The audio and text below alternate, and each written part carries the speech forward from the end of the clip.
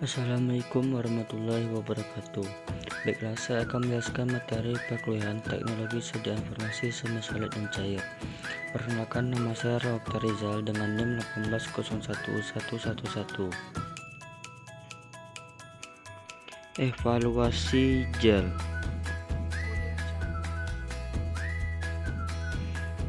Evaluasi gel terbagi menjadi tiga, yaitu pertama evaluasi fisika, yang kedua evaluasi kimia, dan yang ketiga evaluasi biologi.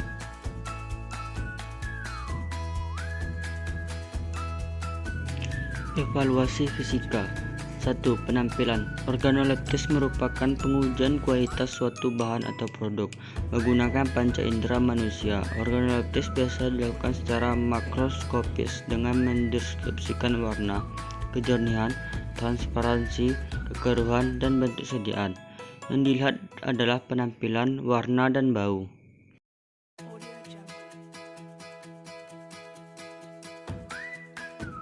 2. Homogenitas. Pemeriksaan homogenitas dapat dilakukan secara visual. Homogenitas sel diamati pada kaca objek di bawah cahaya. Diamati apakah terdapat bagian-bagian yang tidak tercampur dengan baik. Gel yang stabil harus menunjukkan susunan yang homogen. Caranya, oleskan sedikit gel di atas kaca objek dan diamati susun partikel yang terbentuk atau ketidakhomogenan.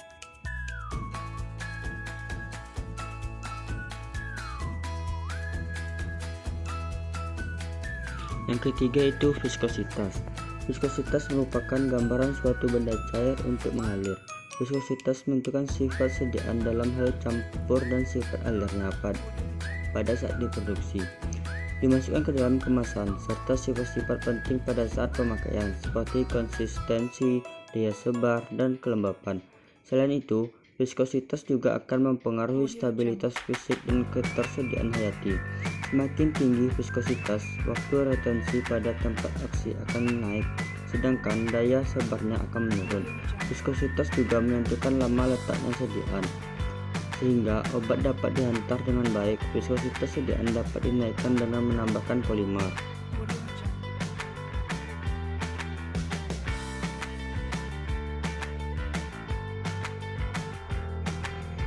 Yang keempat itu distribusi ukuran partikel.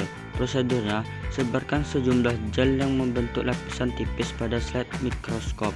Lihat di bawah mikroskop, suatu partikel tidak akan dapat ditetapkan bila ukurannya mendekati sumber cahaya.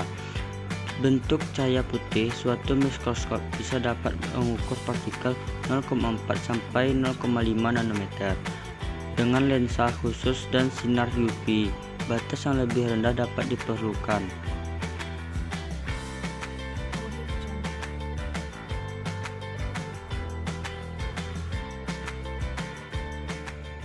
5. Uji kebocoran. Tujuan memeriksa keutuhan kemasan untuk menjaga stabilitas dan volume serta kestabilan. Prinsipnya, 10 tube sediaan dibersihkan dan dikeringkan baik-baik bagian luarnya dengan kain penyerap. Lalu tube diletakkan secara horizontal di atas kain penyerap di dalam oven dan suhu diatur pada 60 derajat selama 8 jam. 6. Isi minimum. Ambil sebanyak 10 wadah yang berisi zat uji. Hilangkan etiket yang dapat mempengaruhi bobot saat isi wadah dikeluarkan. Bersihkan dan timbang satu persatu. Keluarkan isi secara kuantitatif dari wadah. Ikat dan timbang kembali masing-masing wadah kosong beserta bagiannya.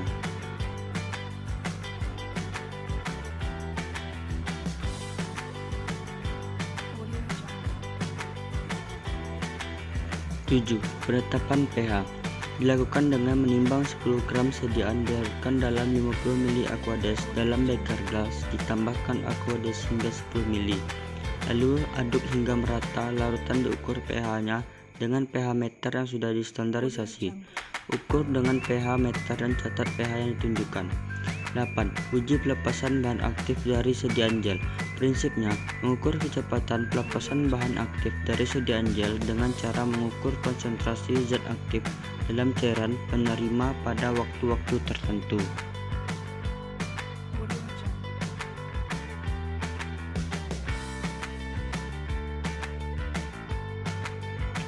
9. Stabilitas gel.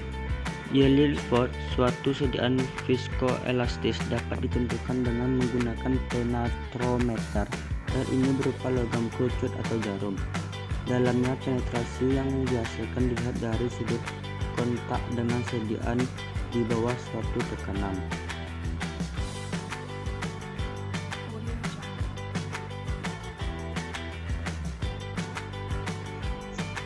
Evaluasi kimia.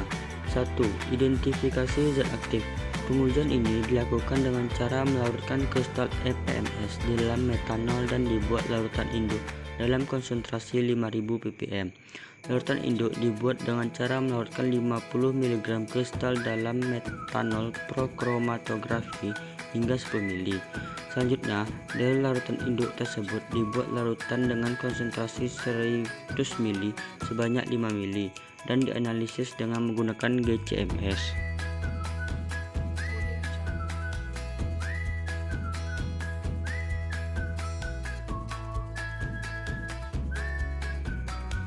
Dua. Penetapan kadar zat aktif. Pada penetapan kadar EPMS perlu dilakukan ekstraksi EPMS, yaitu dengan cara vortex sediaan selama 10 menit dan dilanjutkan sentrifugasi 3000 rpm selama 10 menit. Perlakukan ekstraksi sediaan dilakukan 3 kali ekstraksi pada masing-masing sediaan di titik-titik pengambil yang berbeda urutan. Hasil reaksi kemudian dilakukan pengenceran dengan konsentrasi 5 ppm pada masing-masing sediaan larutan hingga hasil pengenceran kemudian diukur serapannya menggunakan spektrofotometer UV visible pada panjang gelombang 309,0 nanometer.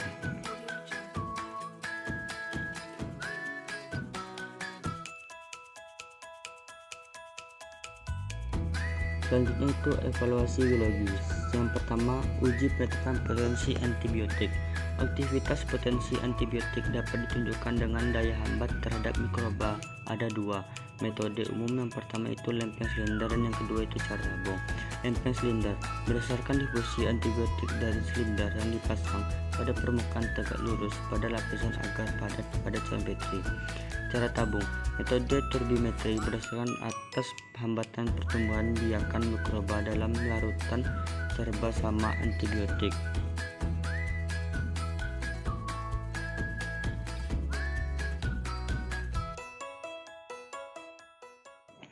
Dua, uji sterilitas. Sterilkan seluruh alat gelas yang akan digunakan menggunakan autoclave pada suhu 121 derajat Celcius selama 12 menit. Ruangan mikrobiologi safety kabinet yang akan digunakan dalam pengujian harus disterilkan terlebih dahulu. Dalam penyinaran menggunakan sinar UV selama 24 jam. Siapkan media nutrien agar 15 gram ke dalam 500 ml aqueous dan didihkan sambil terus mengaduk. Setelah mendidih, sterilkan media dalam autoclave pada suhu 121 derajat Celcius selama 15 menit. Tuangkan media Na ke dalam cairan petri steril pada ruang mikrobiologi safety kabinet. Biarkan sampai media Na memadat.